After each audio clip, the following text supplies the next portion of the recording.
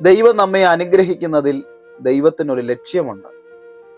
അത് നമ്മൾ തിരിച്ചറിഞ്ഞ് പ്രവർത്തിക്കുമ്പോഴാണ് വീണ്ടും വീണ്ടും ദൈവാനുഗ്രഹത്തിൽ നമ്മൾ വളർന്നു വരുന്നത്. സങ്കീർത്തനം 67 1-2 വാക്യത്തിൽ ഇങ്ങനെ പറയുന്നു: ദൈവം നമ്മോട് കൃപ ചെയ്ത് നമ്മെ അനുഗ്രഹിക്കുമാറാകട്ടെ, അവൻ തന്റെ മുഖം നമ്മുടെ മേൽ പ്രകാശിപ്പിക്കുമാറാകട്ടെ എന്ന് പറയുന്നു. 1 ദൈവത്തിന്റെ കൃപ ചോദിക്കുന്നു, 2 ദൈവത്തിന്റെ അനുഗ്രഹം ചോദിക്കുന്നു, 3 ദൈവത്തിന്റെ മുഖം, ദൈവത്തിന്റെ പ്രകാശം ചോദിക്കുകയാണ്. നമ്മൾ അനുഗ്രഹിക്കപ്പെട്ടിരിക്കുന്നത് നമ്മുടെ കഴിവ് കൊണ്ടൊന്നുമല്ല, ദൈവത്തിന്റെ കൃപ കൊണ്ട് മാത്രമാണ് എന്ന് നമ്മൾ തിരിച്ചറിയുക. എന്തിനാണ് ദൈവം നമ്മളെ അനുഗ്രഹിച്ചിരിക്കുന്നത്? 2-ാമത്തെ വാക്യത്തിൽ ഇങ്ങനെ പറയുന്നു: നിന്റെ വഴി ഭൂമിയിലും നിന്റെ രക്ഷ ജാതികളുടെ ഇടയിലും അറിയേണ്ടതിന് തന്നെ ദൈവം നമ്മളെ അനുഗ്രഹിച്ചിരിക്കുന്നു.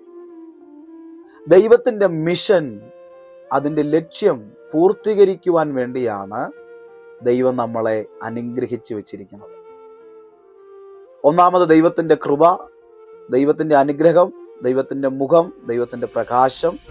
ആത്മീയപരമായി ദൈവം നമ്മളെ അനുഗ്രഹിച്ചു വെച്ചിരിക്കുന്നതും ഭൗതികപരമായി ദൈവം നമ്മളെ അനുഗ്രഹിച്ചു വെച്ചിരിക്കുന്നതിൻ്റെ എല്ലാത്തിൻ്റെയും ലക്ഷ്യം ഒന്നാണ്: ദൈവത്തിന്റെ മിഷൻ പൂർത്തീകരിക്കുക എന്ന ലക്ഷ്യത്തിലാണ്. എന്താണ് ദൈവത്തിന്റെ മിഷൻ? ദൈവത്തിന്റെ വഴി സകല ജാതികളും അറിയണം, ദൈവത്തിന്റെ രക്ഷ സകല ജാതികളും അറിയണം. യേശു ക്രിസ്തുവിൽ പിതാവായ ദൈവം മാനവരാശിക്ക് വേണ്ടി പൂർത്തീകരിച്ചിരിക്കുന്നതാണ് ദൈവത്തിന്റെ ആ മിഷൻ സകല ജനവും അറിയണം. അതിനുവേണ്ടിയാണ് ദൈവം നമ്മളെ അനുഗ്രഹിച്ചു വച്ചിരിക്കുന്നത്. Bless you. ദൈവം നിങ്ങളേവരെയും അനുഗ്രഹിക്കുമാറാകട്ടെ. ആമേൻ.